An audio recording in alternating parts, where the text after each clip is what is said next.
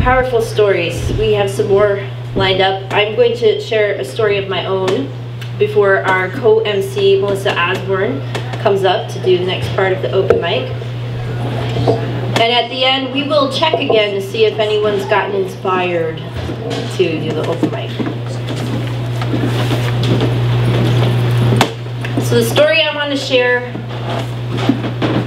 snapshots of my evolution from an evangelical life to the one in this current moment. So I flash back to the early 90s, or maybe late 80s. Gets a little fuzzy as you go along. And I was a teenager, and I was at my first public demonstration out by Frandor with a youth group from an evangelical church, holding signs about things that I believe most of us did not know about. But we're corralled there by our youth leaders, and we're enthusiastic in light of the teachings that we were handed. Now, I was not raised in an evangelical home. I embraced the evangelical life as a teenager from a very broken home who was looking for security, and actually being involved in that culture, because it is a culture from my experience, did me a lot of good in some ways. It did. It brought me some stability. It brought me into a path of not abusing drugs like I had been, putting myself in a lot of risky situations. So I'm grateful on one half of the coin for that experience. On the other half of the coin, there was a cost. There was a lot of indoctrinating. There were a lot of things that I continued to work through and learn through. And so that's a first snapshot out there, Frandor in the median between Saginaw and Grand River, where there's a clinic. And I would move up to around 2002 in grad school, early grad school, riding with a colleague to Chicago to my first national academic conference.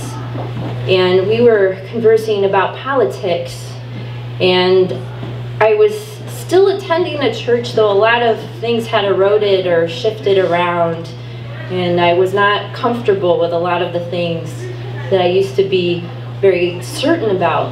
I began to, ask questions, and I wanted to have conversations about things that did not seem literal at all to me, things that did not seem randomly, culturally specific, as some of my other churchgoers would say.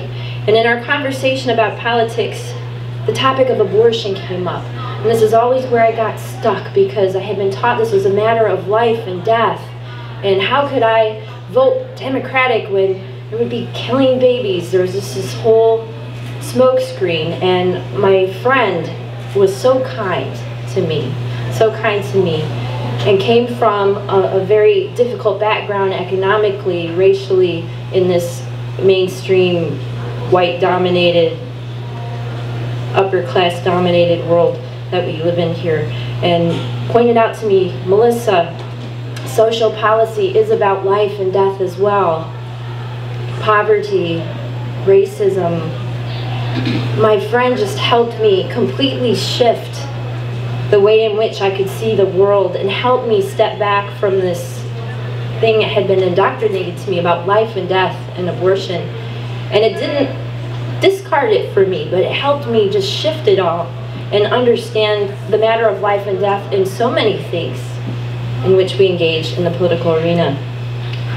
Would move up not too much longer, 2004, I went to my first peace demonstration. It was a very large one in DC, January 2003. I swore to God I was the only evangelical on the bus that left from East Lansing. I was scared to death to be found out. And we all had buddies, and my buddy was a lesbian.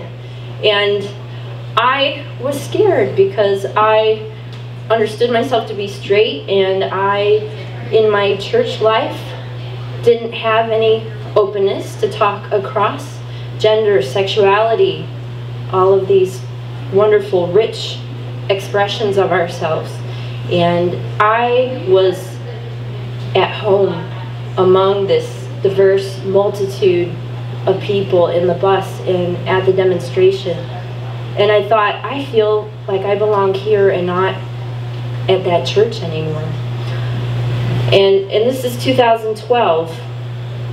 And I have been re-educated in many ways. I have many blessed people in my life who have taught me many things across all these issues and life experiences. And it's exciting to be a part of events like this and be among circles of people who are willing to dialogue. And I guess what I would say, for those of us who are feeling very discouraged about current events, because they are discouraging, despairing, that we can dialogue across the aisle, that people can change, that there is hope.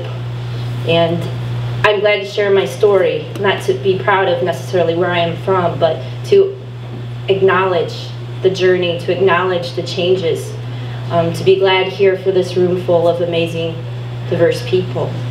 And to acknowledge where I come from. This apron was my grandma's, this pin was my great-grandma's, and I just wanted to acknowledge those who come before us, those we can learn from, and we need to hear the stories from our elders. And if our elders aren't with us, we need to go hunt down those stories and understand the context of what's happening right now. So that's my story and my little preachy point. So I'm going to hand it over to Melissa Osborne.